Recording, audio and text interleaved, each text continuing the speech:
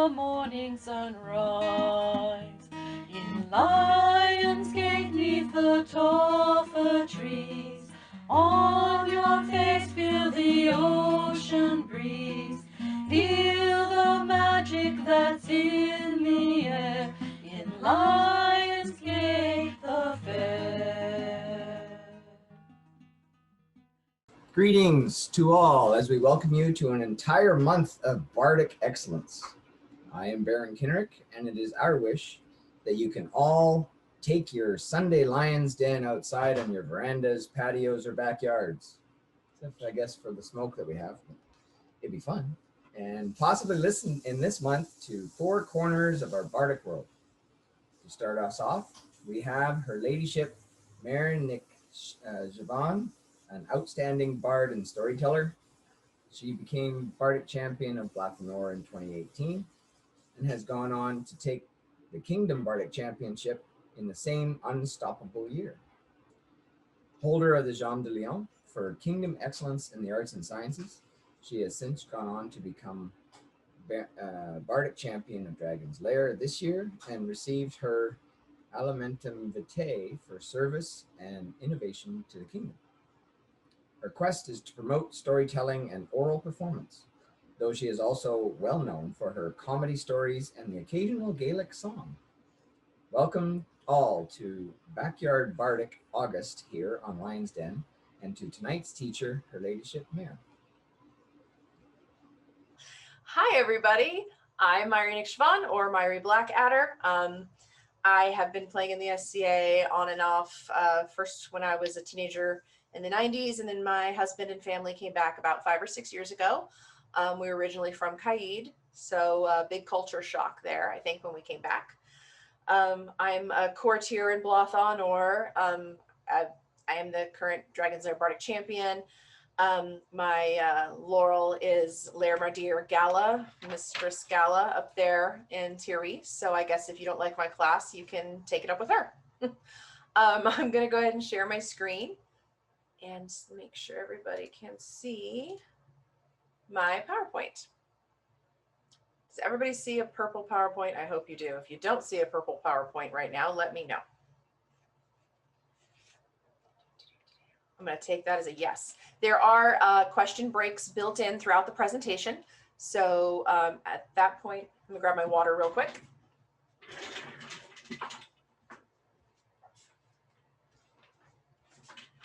So at that point, I'll be open for any questions regarding the preceding section. Also, something we'll cover later on, always have water nearby as a bard. Oh, let's make sure this is working here. What on earth is going on? There we go. It's being a little slow today.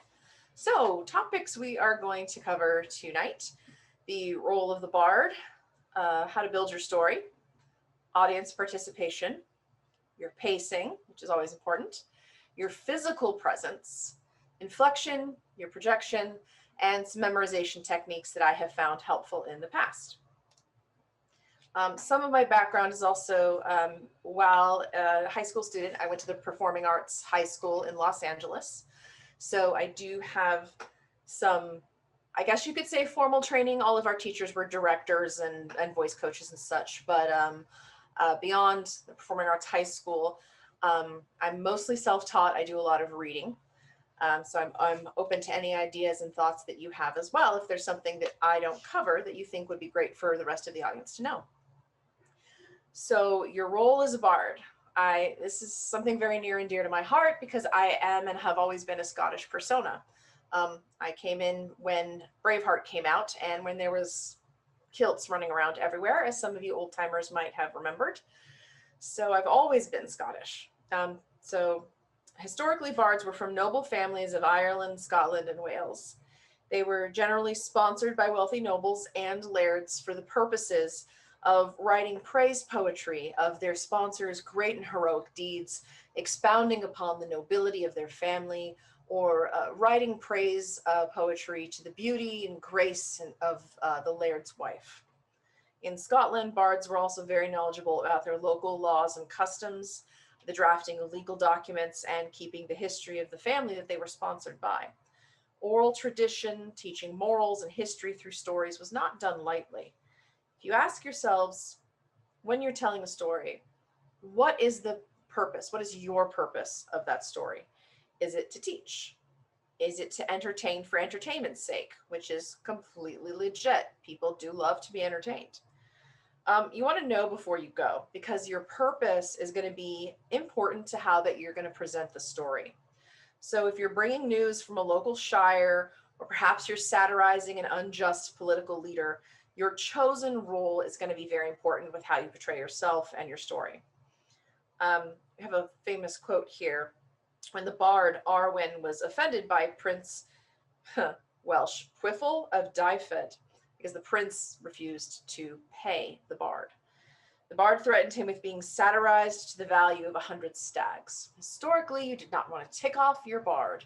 They could take down your reputation in court, and they often did so to their enemies. Just something to consider, if someone has upset you or not paid you for something. So first, we want to build our story. Importantly, who are you in this story? Are you the narrator? Are you a participant? Is this going to be first or third person? You can tell both types of narrative stories, obviously, but you want to keep those singular and plural pronouns correct, whether you're first or third person. Is this a no shit there I was story? Is this a cautionary tale about a lesson learned? Depending on the story, whether it's first or third person, will change the tone. So you really want to decide early on the mood that you're going for. A lot of times you'll see cautionary tales are often told in the third person, but sometimes it can be more powerful if you tell the story about a lesson that you yourself learned with a moral at the end. If you feel comfortable making yourself a central character, I always say go for it. So it may seem simple, but does your story have a beginning, a middle, and an end? You want to keep the pace of the story moving along, but you have to make sure to always hit on those key elements. You can always cut for time limitations. That's perfectly acceptable, especially when in competition, or you don't want to be that bard around the fire taking 20 minutes. Obviously, that would be a little rude, but you need to know what and where to cut. You have to set up your characters. You have to set up a problem to be solved. You have to take us on the adventure to solve the problem, but we need you to solve the problem. We need some finality in the story if you can give it to us, and your audience is going to be left hanging without that solving of that problem. So in the beginning, you want to make sure that you're properly introing your characters. The audience either needs to love or hate your character, but at first we need to know who everybody is. Who are the players? Who's on stage? Where are they? When are they? Who are they? A 9th century Danish farmer is going to behave differently than a 17th century Italian fop. And more to the point, where are you in the story? Are you the manservant taking care of the king? Are you someone who heard this tale from your grandfather and it's been passed down? Did you hear the story from a fellow traveler on the road? Always set yourself up where you are so that the audience can feel engaged with you. I often set up a lot of my original stories, and even some of the ones that I pull from, they're not necessarily late period. I find a lot of Victorian ones. But I'll often set it up with, as I was traveling on the road to Kirk, I came across this lass, and let me tell you the story of what happened. And it's really fun for the audience to follow along with you on your adventures. And so you can give all those expressions that you were feeling in the moment. Now, obviously, I'm a fan of first person, but again, third person is completely okay. So in that case, you're the narrator, and you're going to want to make sure they know that you're the storyteller by the fire, just relating to them past events. Let's see if I can get my little arrows up. There we go. Remember that you don't want to just tell me. You want to have some dialogue. The show me, don't tell me that they used to teach us in elementary school. So if you were to say, Sarah and her mother talked about the ogre and decided to board up the windows, it's much less exciting for the audience if you were to say, Sarah, who was afraid, told her mother, but mother, I cannot marry this ogre. He will eat me. And mother thinking, I know, my dear, we shall board up the doors, turn out the lights, and pretend we're all gone. You get more characterization, you get more chance to inflect, you get more chance to use your face and your voice and your body postures, and people are going to be much more engaged. Here's my little arrows again. They keep disappearing on me. So also when building your story, the goal of your character, whether this is spoken or unspoken, is always going to be important to audience engagement. Is the goal total world domination? Then they must be English. Excuse me. Is the goal to win the heart of the queen? Save the mother? Is it the goal unspoken? Because ultimately it's just tied to their overarching purpose. For instance, your goal is to be the greatest wizard of all time. So maybe this story is about finding a dragon's tooth so your character can then make a specific potion so that they could save a town. And that you've set up and created that problem, they've solved the problem, but we can continue on with that character in another story because you're just taking us on the overarching goal of becoming the greatest wizard of all time through a series of stories. The goal of the character, whether spoken or unspoken, is also going to be important to your audience engagement, but also your engagement, because I want you to be having a good time when you're telling stories. And we're going to touch on that again a little later. So period stories, of course, they're different, right? They're different to read, they're different to perform, they're different to tell, and to a modern audience can be hard to follow. If you're presenting a period story, I want you to review it for the main points that you have to hit, right? Again, those who's, the bad guys, the good guys, the overarching problem, and the plot points we have to get to solve that problem. Consider what you can cut if needed. And again, a caveat for competition is be prepared to answer what you cut and why. And it's completely okay to tell the judges, I did cut a little side story about my character going to get a bowl of sugar because it didn't really help you understand the character or the rest of the story, and it was time consuming. That's a completely valid answer from a standpoint of competition. So cutting for time limitations, of course, perfectly acceptable. Know what you're going to cut. If you are telling a story in a period style, I would suggest creating a spreadsheet or a bubble chart. Just writing things down always helps. You want to diagram for yourself what are your main plot points so you don't lose track of those. Some cultures don't have that type of linear storytelling. So you may end up leaving out quite a bit of side story or history about the characters. I've seen this with some of the Norse, the poetry, where you get a whole backstory about the character's father, and you probably aren't going to need that, nor are you going to have any time for that. You still need the lesson or the takeaway to be clear for the audience, which is why I want you to sit down and kind of write out what it is you're going to tell, what you need to tell, and what you can cut, excuse me. It needs to be clear for the audience. So be sure that that takeaway, that moral or that main problem is going to be included in your outline, so that even if you're cutting from the story, you know that those main plot points are going to get you to that main takeaway, that ending. They're going to remain intact.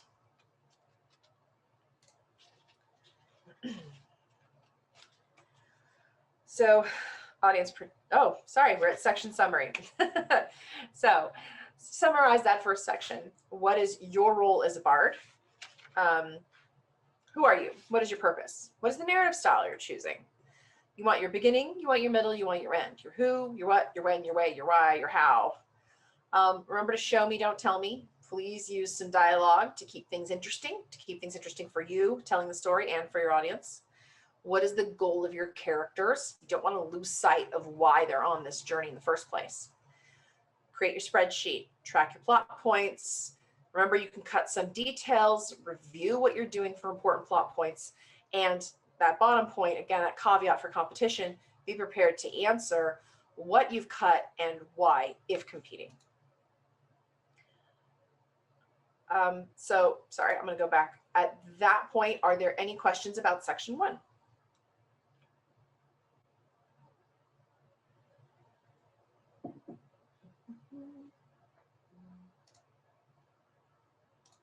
don't think I'm seeing anything, so we'll go ahead and move on.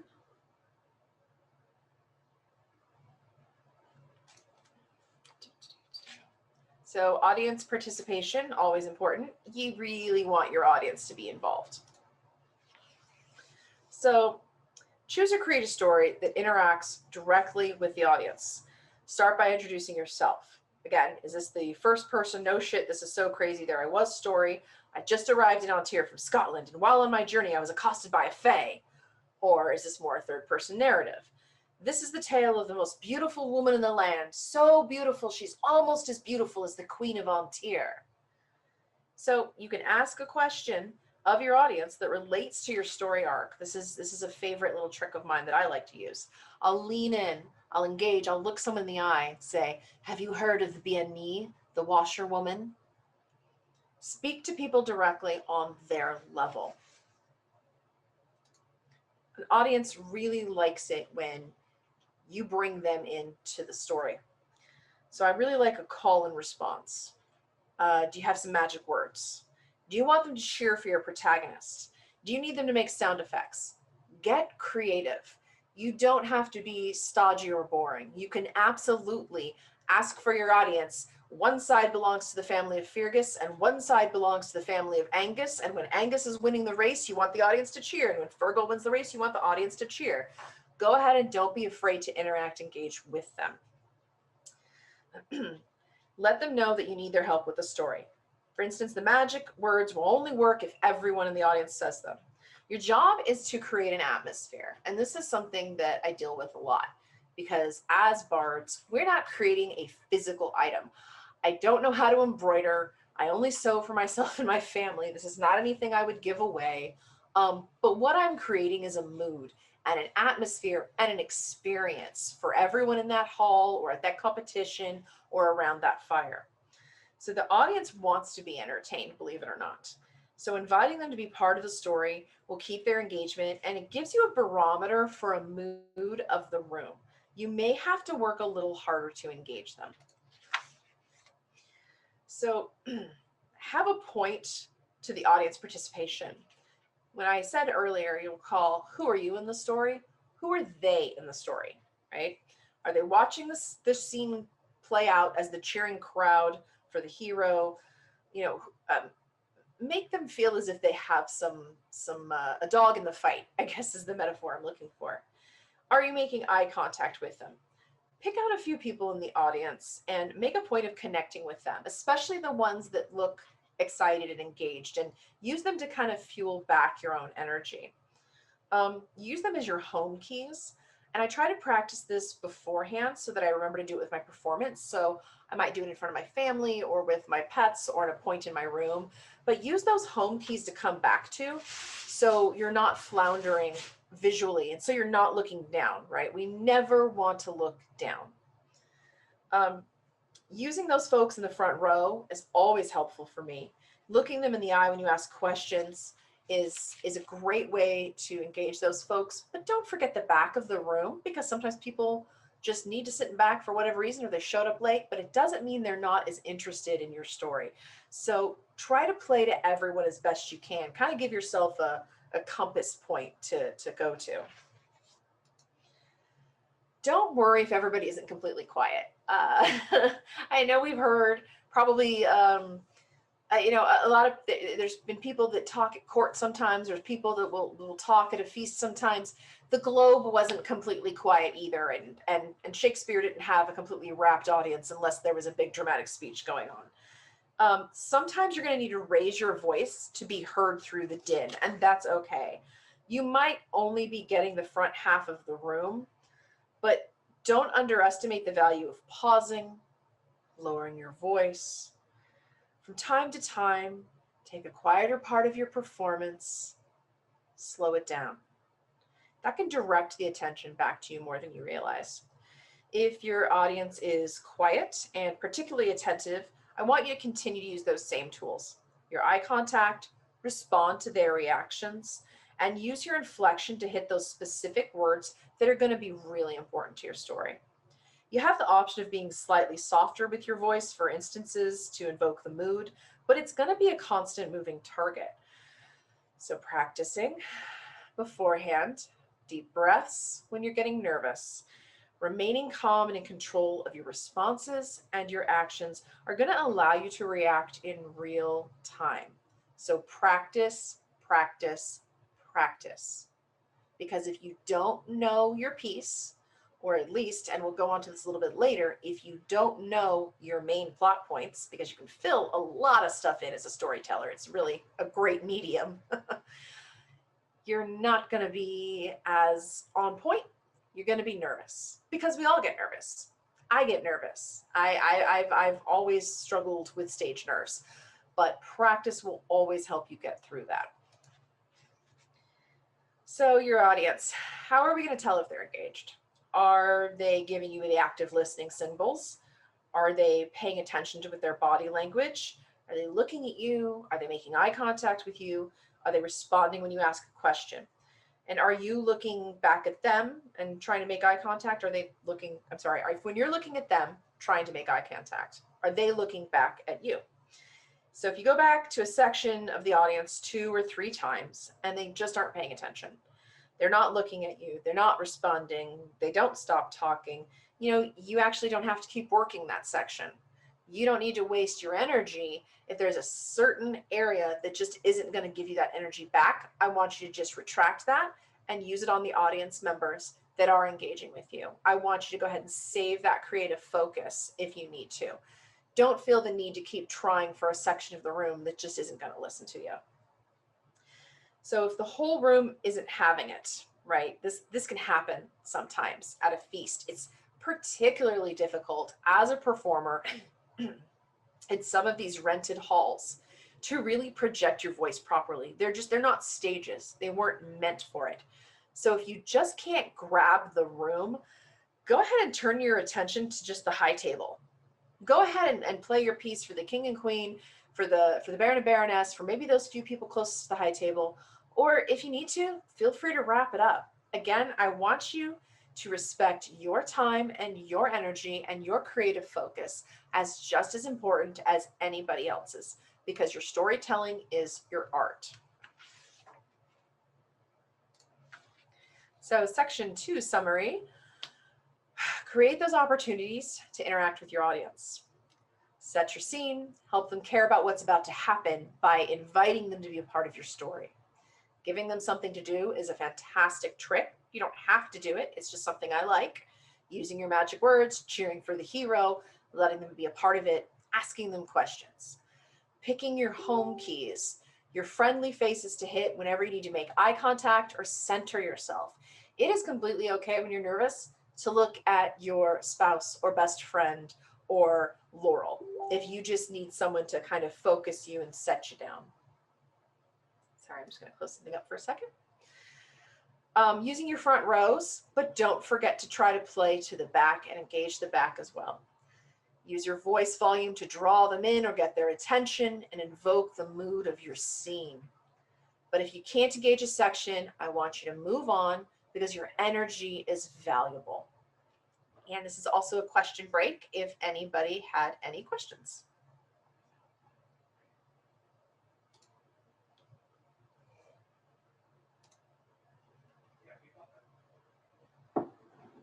Got a hard agree about cutting time there. I like that. All right, we're going to move on to section 3. Pacing. Something I actually struggle with while doing these classes.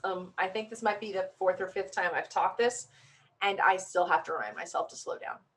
You're going to get an adrenaline rush. You're going to be excited or you're going to be nervous. It all comes from the adrenal glands. It comes from the same place.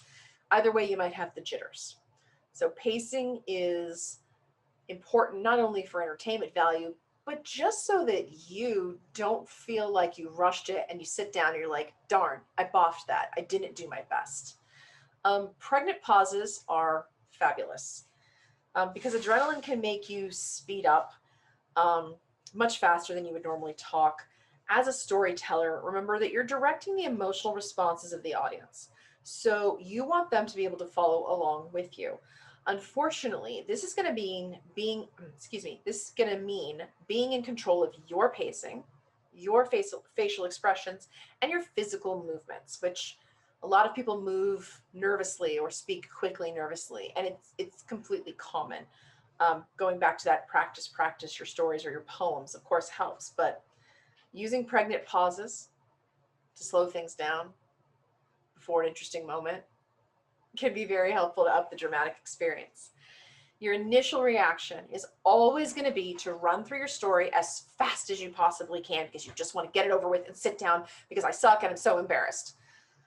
Other than trying to wipe that feeling away, your story is a journey, and you really want to let the audience experience those ups and downs. So, how do we practice pacing? Well, I want you to practice your piece as slowly as you possibly can. And then even slower than that. It is going to feel so awkward. It's not going to feel right. Do it anyway.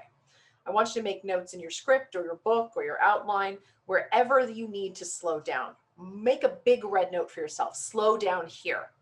Wherever your words need to hit, I want you to mark that in your outline or in your script. What needs to be emphasized and what could be sped up a little.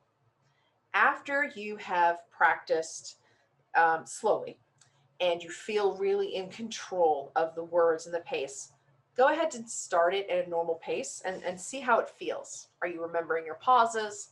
Are you remembering those moments where you really want to hit the word? Are you remembering to stop and look at someone in the eye to make it spooky? Practicing your pregnant pauses, especially on areas where you want the audience to reflect, will help you remember them later. It's just like practicing a dance move. You know that your left foot has to hit the beat on 8. You want to do the same thing with those pauses and with your vocal and tonal inflections. So I like to record myself. I like to practice with a timer to see how long it's taking me. I like to video myself and then watch my physical movements, my whole performance, and then I can tweak it based on that. If you are able to record yourself and not cringe at that, really watch your face, look at your body movements. You can also practice in front of a mirror. But are you hitting those points that you need to physically as well as vocally? Are you going over your time limit? Why? And if you need to trim details that don't add to your overall story, but remember that some small details need to stay in order to prevent the story from being rushed, you might want to think of them as a side path into your main road, right? Dorothy wanted to get to the Emerald City, but there were some important side adventures that she simply had to take along the way. Otherwise, we don't really have much of a Wizard of Oz story there. So you don't want to get bogged down in too many details. At the same time, you have to make sure you're hitting those important, like we talked about before, plot points or side quests. Because if you don't go off on a side quest and pick up that other character that's going to help you solve your problem, you've got to a point now in your story where you don't know how to finish it, and then you end up stuck. So remember those pregnant pauses, right? We keep talking about them. You also want to pause for reactions, laughter, gasps, responses to your questions. It can be really hard, but you have to allow the audience time to react, and then you want them to move along when you want them to. So allow them to laugh, give it that beat, move on, keep going, tell the story. They'll keep coming back to you, but don't be afraid to let them enjoy the moment. So this is a little bit of a story that I told at Collegium, and I think that it's actually a really good example of pausing for the audience to laugh. I'm hoping the sound works. It's always worked before, but you never know with technology. He was laughed at the sound of thunder. I could see Mistress Gala regaling them with tales. I wanted to join my friends. God, I want a coffee. But the old lady, she enticed me to gamble, to play a game, just quickly, and then you may go. I thought, no, all right. Might as well, last day as a champion, might as well go ahead and work it. I roll the dice, I'll lose. I lost my best hunting cat, not dog cat. I roll again, I lose my carriage. Okay, I should really back out now, but I don't take lessons necessarily well. So I'll roll again. I've lost my land. She looks at me as best she can with the hood over her face, and she says, double or nothing, darling. I've nothing left. You have that cloak, my champion's cloak, given to me by the king and the queen. It means the world to me. It's my type, it's my place in this world. But I do really miss that cap. Double or nothing now. Take the dice. Before I have a chance to give him a little bit of a good luck blow, she grabs my hand and looks up at me. And I recognize her face. Andronica to Lesbos.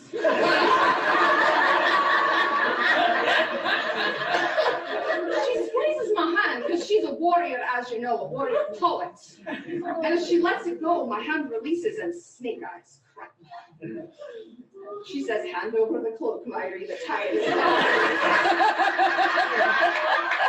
I begin to run. I'm not letting go of this cloak. She has to earn it like I did. But then I hear, fee, fool are you? And I turn around and it's Runa. And she's got her best hunting dog. Have y'all met Dudley? He's a very, very champion bred from Spain. And he hunts rabbits. And as I'm thinking, what is happening here? My legs begin to shrink. And fur begins to grow over my body, and ears begin to come up, and my teeth stay the same. And I turn into a rabbit.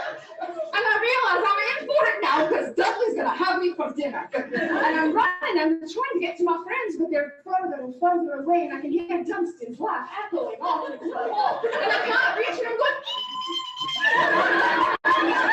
but no one's hearing me. The elevator door's open, and off steps Duke. And his mistress is fine, surely, but slow. He could possibly pull her towards me if he felt like it. So I dashed left down the stairs. But I rolled, being unfamiliar with my rabbit legs. And I continued to roll and roll and roll until I rolled to the end of the stairs. But I was me again.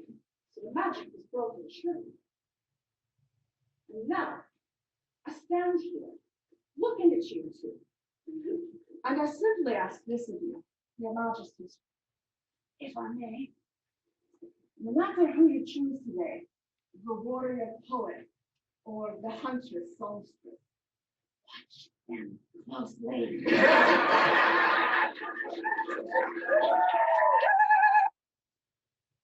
Pausing. So section 3 summary, use your pregnant pauses. Practice as slow as possible. Put notes to your script or your story outline. Where do you need your emphasis? Video record yourself. It's really a fabulous tool. What is your face and body saying? Are you hitting those main points physically?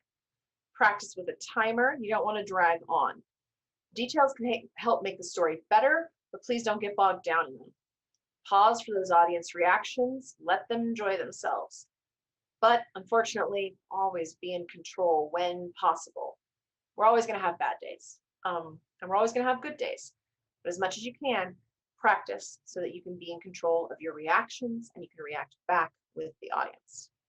Do you have any questions on timing or pacing at this point?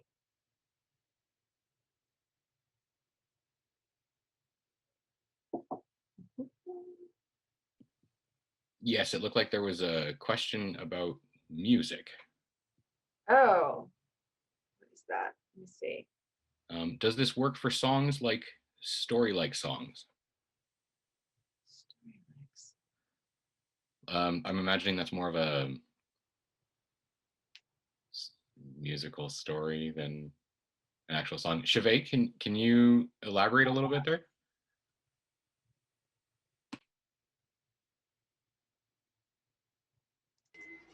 Sorry, I had to get my family to shh because they get loud. It's bedtime, so the 6-year-old is. Okay, sorry. Anyways, things like you've got there are songs that basically kind of tell a story, such as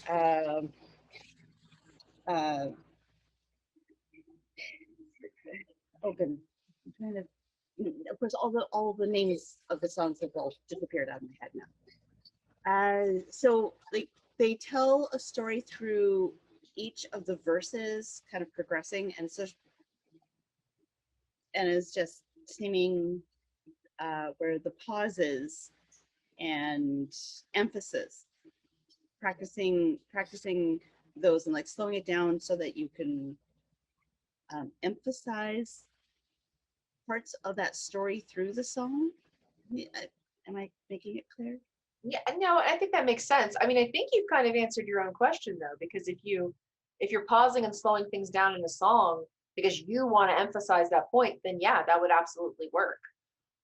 You know, I think depending, we'll hear a song written a specific way with certain tempo and meter, and then you hear a cover 10 years later, like, okay, Hurt.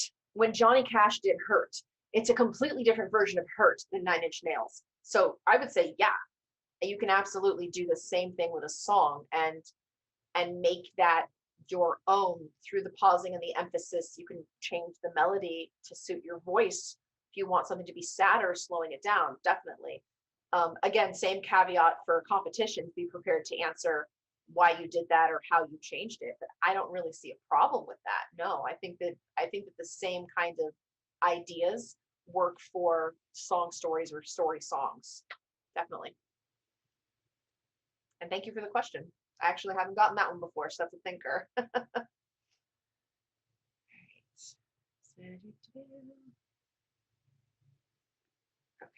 go ahead and move on. Little arrow here. Physical presence, or what to do with this meat sack that my spirit is stuck inside. Using your movements, dipping down, kneeling, turning quickly to the side. How would your character move?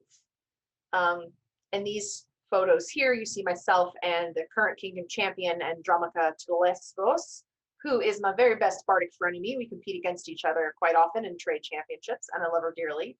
You can see her physical presence there and her face, and you probably don't even know what story that is, but you can tell what she's giving you.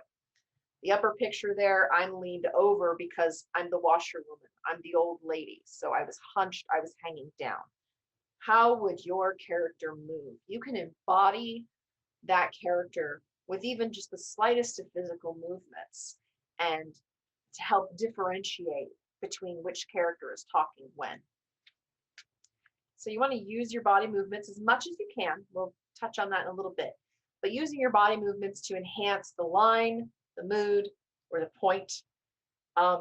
Using and reacting to others around you is always important. Don't be rigid in how you tell your story. And keep in mind also, mine is not the only way. I am a dynamic storyteller, and so my classes are built around being a dynamic storyteller. You can absolutely be someone who sits in a chair with a bardic stick and leans in and just tells the story. There's no right way or wrong way. There's the way that's going to feel best for you. The plot points and the characters are always going to be the same, but allowing yourself when you're telling these stories to react in the moment to the environment and to the audience with your physical presence, with looking at people in the eye, is always going to make things more fun and keep that audience engagement up. Using your entire space that you have. Remember, that doesn't mean the entire room. That little performance piece I showed you at Collegium when I stepped down, I was not using that whole ballroom. I don't want to be running around. I don't have a great movement because I have a knee injury from a car accident. I don't want the audience craning their neck to look at me. It's going to be a hot mess. Use your space that you have.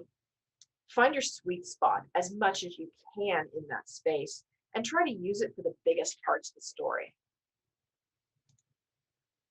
Try to have purpose to your movement. This is another hard one that plays into your nerves. You don't want to pace back and forth. Why are you walking from this area to this area? Why are you sitting down when you say that line? You can affect emotion through sitting and through standing and practicing those movements with those lines and using them at the same point of rehearsal. Again, like learning a dance, your body will sort of automatically know how you're reacting. Like you're going to know when you're going to say that line that you're going to sit on that word because you want everybody to take notice. So you want to practice those movements when you're rehearsing at home or in your backyard, because this is the outdoor bardic series, right? So that'll help you to not forget them later on.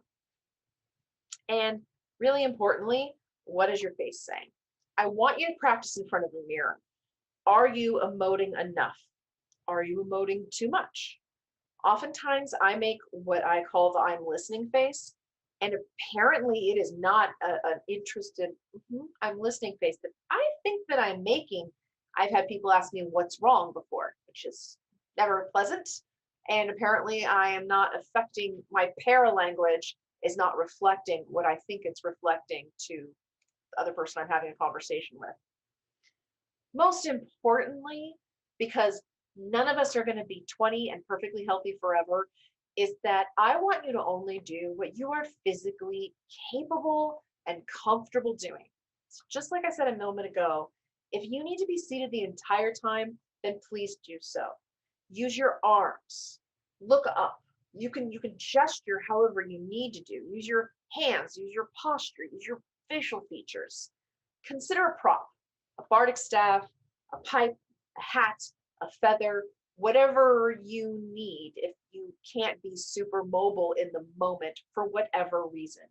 You can use anything for emphasis. It doesn't have to necessarily be jumping up and down or turning super quickly, because I can't always turn super quickly when I'm having a bad back day or my knee goes out on me.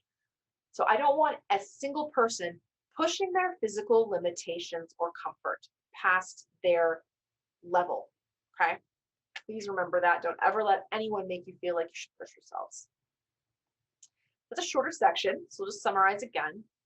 How would the character move? Are they hobbled over? Are they a fae and they're light and happy? Try to show me, don't tell me. React to your area, react to your audience, react to the environment. If you're outside performing and there's a crash of lightning, use that. The gods have heard my story and they want to hear more. Use your entire space that you can, your space that you're allotted, but not necessarily the entire room or the entire court tent. Try to have a purpose to your movement. People are going to read nervousness if you're fidgeting or moving back and forth or wandering around or looking down. Remember to try to practice in front of a mirror, because you want to know what your face is saying. You want it to be serene for the young lovers. Practice serene. Only do what you're physically capable of doing, please. Please don't push yourselves. Please don't ever feel pressured to perform if you are not physically, mentally, or emotionally available to perform that day. I'm open to questions at this point, but I will bring up, somebody asked once, what do we do when we get over emotional? And it helps to, if we've been practicing, to be able to stop and just breathe and go ahead and use that pregnant pause if you realize your own performance has brought up some emotion. And it's also perfectly okay to use that emotion in the performance. But again, the hardest part that we'll always struggle with is keeping in control of the actions and reactions that we're having, no matter what emotions are bubbling up inside of us. So sometimes you're going to find yourself in that position where all you can do is just push through. You might be teary-eyed, you might find yourself upset. However, if it becomes emotionally too much, I want you to go ahead and just excuse yourself and allow yourself time to calm down, please. Don't push yourself emotionally or physically. Do you have any questions about section 4? And we're kind of moving right along here. I'm checking on this. Yep. Okay. Everybody looks like they're good, I think. Everybody's doing okay? All right. Inflectiorand Projection. Tongue twisters are actually a fantastic vocal warm-up. I'm sure you've all seen people doing that in movies and on TV. They absolutely work. If you do imbibe, consider a small sip of whiskey or even hot water with lemon and honey before a performance to help warm up the vocal cords. We're not always in a position to, me, me, mo, mo, mo. You can't really do that when chord is happening. practicing it with and without an accent. If you're somebody who wants to do a story accent, if you're planning on performing a character with an accent, you need to practice it both ways in your standard Queen's English or whatever your native language is, and then again in the accent. However, if the accent makes it harder to understand, dump it. We don't have closed captioning, unfortunately, for our own live performances, and you don't want to confuse anybody. So inflection, projection, try not to mumble. Try to practice beforehand. Again, those tongue twisters, practicing in front of a mirror. Your goal is, again, to control the audience with your tone, with your pacing, with your words. So you definitely do not want to mumble. Where do you want them to go? Your voice, your inflection, your excitement. You're going to be guiding them, whether they're scared, whether they're happy, whether they're sad. Your tone and tenor of your voice can guide your audience. So even if you can't move around a lot, like we talked about a moment ago, you can use your voice to take them on that emotional journey just as much as if you were hopping around the place on one leg. So breathing exercises are important. So if you can't breathe, you cannot project. So practicing in your shower, in your backyard, in your car, holding your hands under your diaphragm and forcing the air out in short bursts and feeling where that breath is coming from, because you really want to breathe from here. This is your power. And that's an old singer, standard, right? Your power comes from your diaphragm. That's where your vocalization, I want to keep saying power, your volume, excuse me, is going to come from.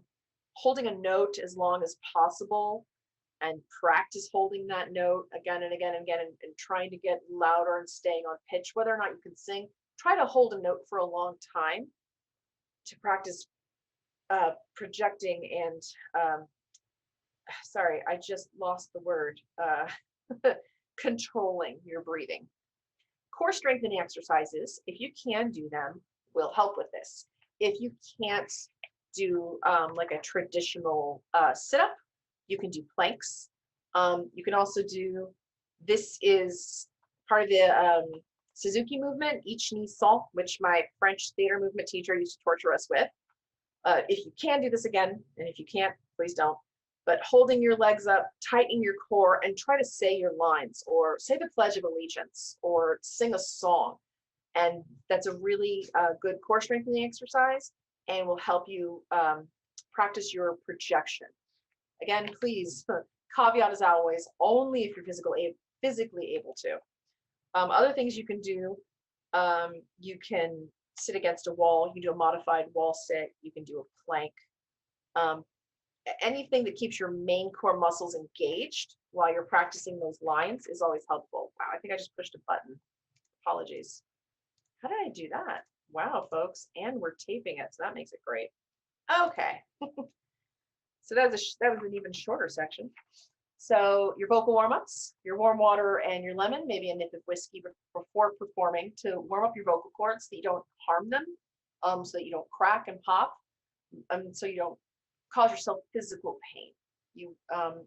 If you know you're going to be going into something beforehand, maybe you're going to be going to perform at a quarter of feast.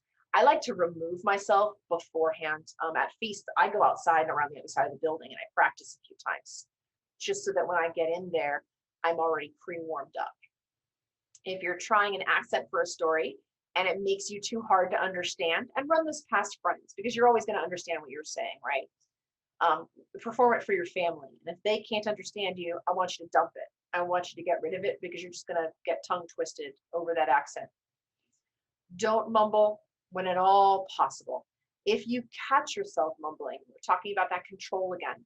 Stop. Breathe. Start the line over. Nobody is going to give you a grade on this. So if you need to restart your sentence to get your brain back to where it needs to be, do it. Working on your breath control, using your diaphragm, practicing in the shower because no one can hear you and it's great. Your backyard, wherever you're most comfortable. I really like practicing in my car. I'll record myself on my phone. I'll listen to myself in the car. I'll talk back to it. Hearing something, an audio, of even my own voice telling a story helps me memorize it. And it helps me remember where my inflections are going to be later. So I have control later if I mess up or something happens that I need to react to in real time. Remember that they want to hear you in the back. So you do want to practice that projection. Strengthen your core when you can. Do your wall sits, your leg lifts. Try practicing lines in the position if you're physically able. And again, as always, please only do what you are comfortable with. I don't want anyone hurting themselves in the name of a bardic opportunity. At that section, do we have any other questions?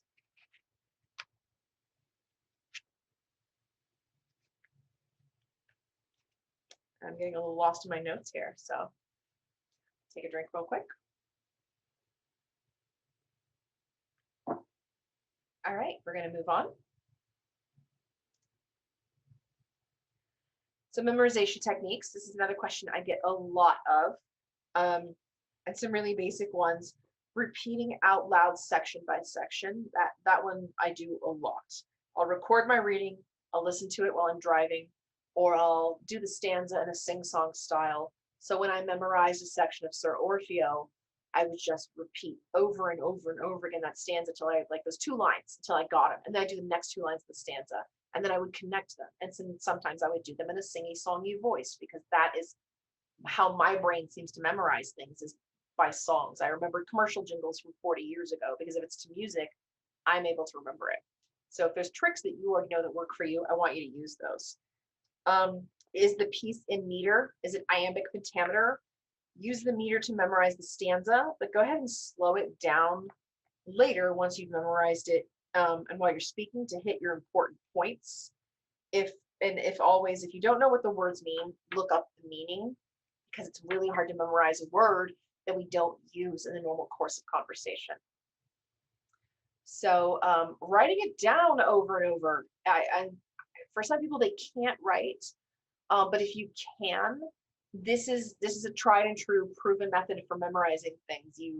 There's multiple studies that if you read something off of paper, your brain memorizes it better than if you're reading it off a computer.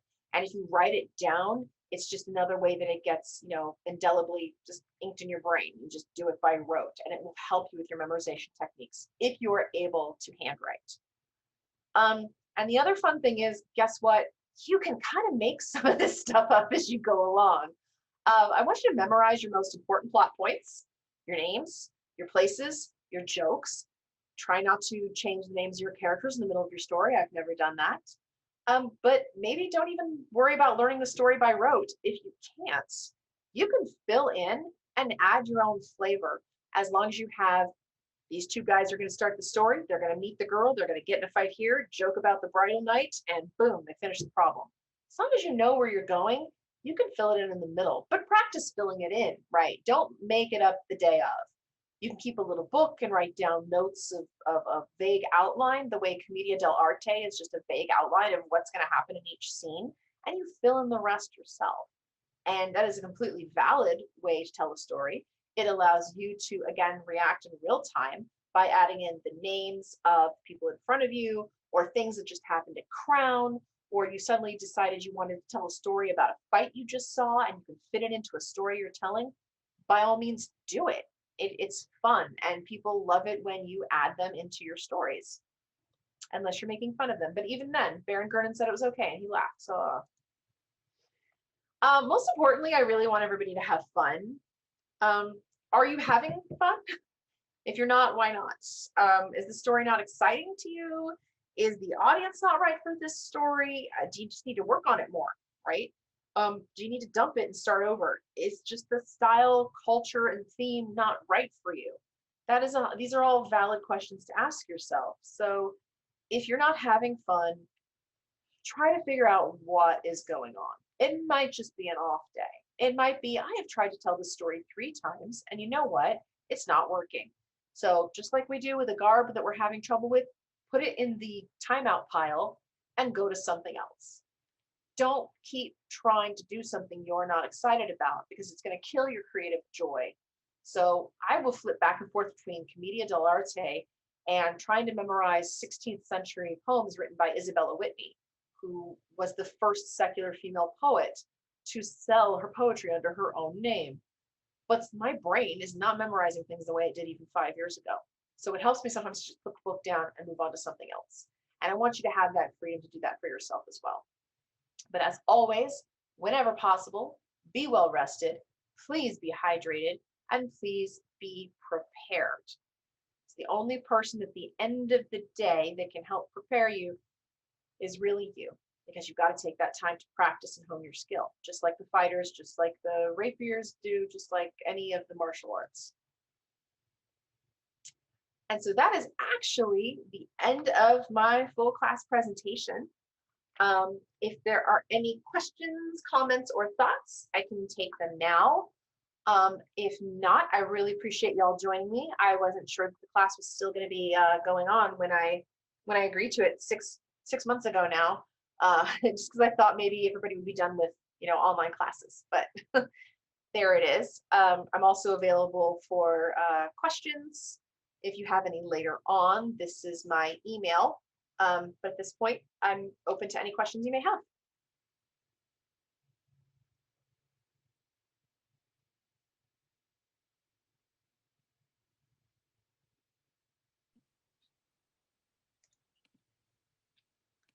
Okay, just before someone jumps in with a question, I wanted to say first off, thank you for joining us. Yeah. This is the class that I wish that I had gotten, some mumbly years ago when I started. There were lots of things that I heard tonight that were very reaffirming, and I appreciate that. As a hobbyist storyteller and somebody who really strongly believes in that, bringing in the people that we have around us. In a couple of weeks, I'm going to be doing a Lions Den about how to make myth of our friends. But it's not nearly as well presented as it's going to be because I have to remove 75% of it now. Your class was incredible. Thank you. Oh, thank you. I appreciate that.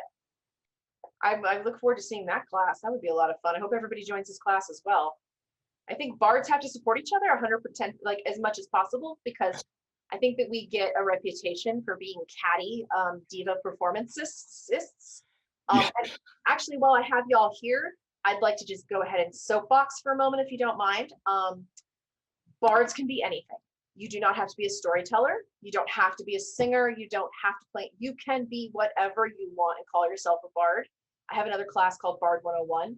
You also can not call yourself a bard. You can call yourself a minstrel or a troubadour or a skald or whatever works for your persona or what it is that you do as your bardic art. So please don't ever let anyone tell you, oh, well, unless you sing, you're not a bard. No, I'm sorry, people in the East Kingdom, that is not a thing. This is a very open umbrella that I invite everyone to join into. And I don't care if it's puppetry or you just singing songs with your guitar. That's great. Do it. And if anybody is rude to you about calling yourself a bard, please send them my way and I will set them straight. Because I'm protective of my baby bards. To add on to that, as someone who's been doing bardic activity in the SCA for over 40 years now, the term bard, as you outlined it at the beginning, is very close to what period bardness is. But we have in the SCA basically taken that term and applied it to anybody who performs. So whether it's juggling, whether it's tumbling, whether it's storytelling, being a musician, like I often say, I'm not a bard, I'm a musician. Sure, yeah. Because I don't do all the other stuff that goes along with being a bard, the history, the legalness, but the thing is, bardic activities are everything performance oriented. Yeah, there's nothing written down anywhere that anybody could point to in this argument that was happening that was you had to do X to be a bard.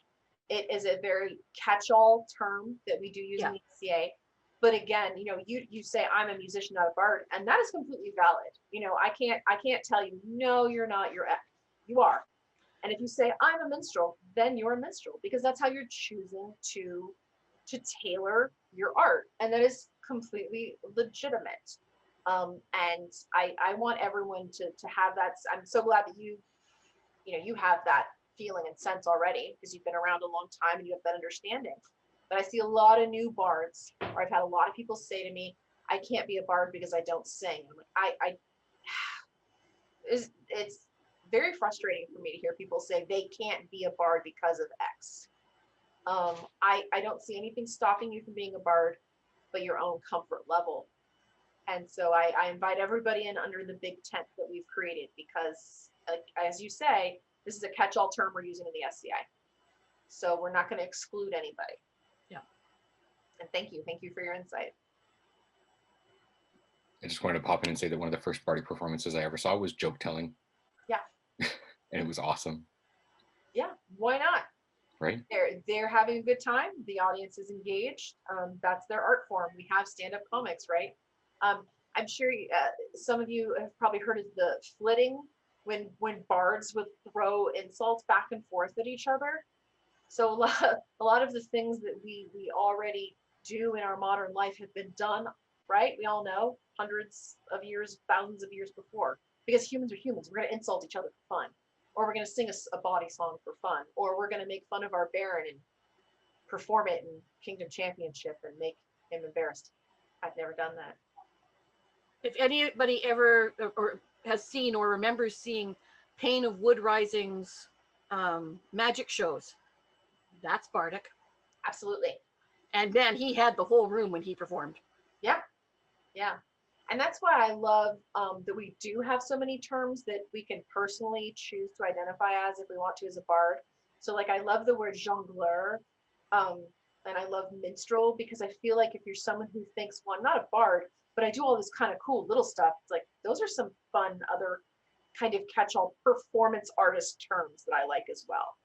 Jongleur is a good one, because that takes into juggling, joke telling, tumbling, a little bit of music, a little bit of this, a little bit of that. Yeah. Jongleur is a lot of fun. And I try to encourage people to look into those, kind of that thought process or those terms, especially if you're like, well, I don't like to say I'm a bard. Okay, cool. Here's some other terms. Does any of these fit for you? Because I think performing artists or performance arts is too modern. And I like to try to steer people into any slightly period type terms, medieval-esque terms for the performance that they do. And jongleur is just fun to say. Although if you are being totally period, if you're using the word trouvère, make sure you're doing your own material. Trouvère, right? So because the trouvères, that was the important distinction. Was trouvère performed their own work, and it was love songs, right? It was courtly loves. It was knights performing courtly wine women, praise of the Lord that's sponsoring you, war, drink. Nice. How hard it was to find a good warm house in January. I can relate. It's pretty cold in January. But it was their own material as opposed to doing other people's material. I like that. That's really interesting. Thank you. I'll have to add that to my Bardic 101 class, because I hadn't heard that before, but I appreciate the information. So yeah, if you have any trouveurs here, please only write songs about original songs. Perform original songs about wine, women, and song in January.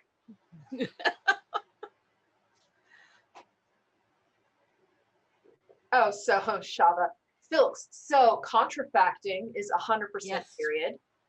You can absolutely contrafact a well-known song with your own lyrics, 100%.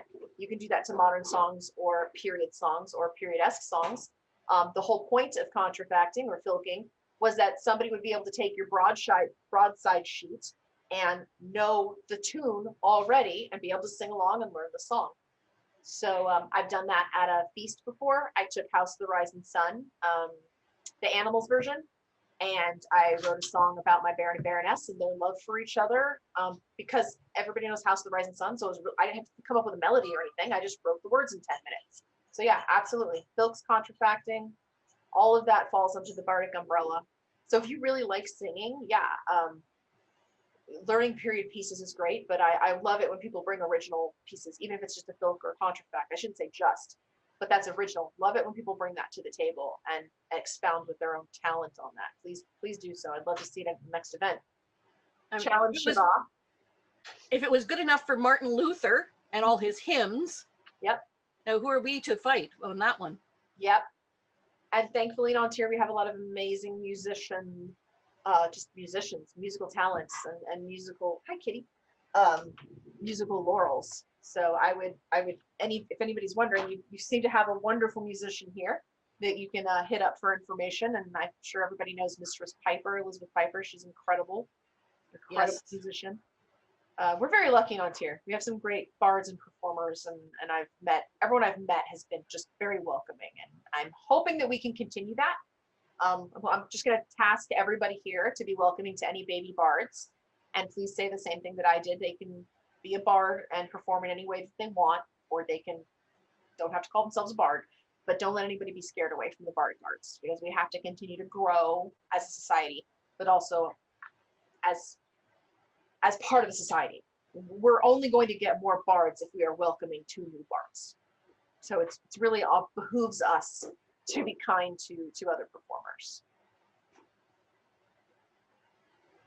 So I think we're good for the night. I don't see any other questions, but gosh, I really appreciate everyone joining. And I think I'm gonna go eat. I made tacos tonight.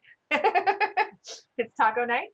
So I'm going to head out, but thank you so much everybody for joining. I haven't met, I think, a lot of you in person. So when things get back up again, please come say hi. And if I forget your name, please forgive me. We'll all be, I think, reintroducing ourselves to each other for the next year or so anyway. But have a great night. Thierry, you've all been lovely, and I'll see y'all soon. Thank you again for joining us. Thank you. Thank you. Have a good one.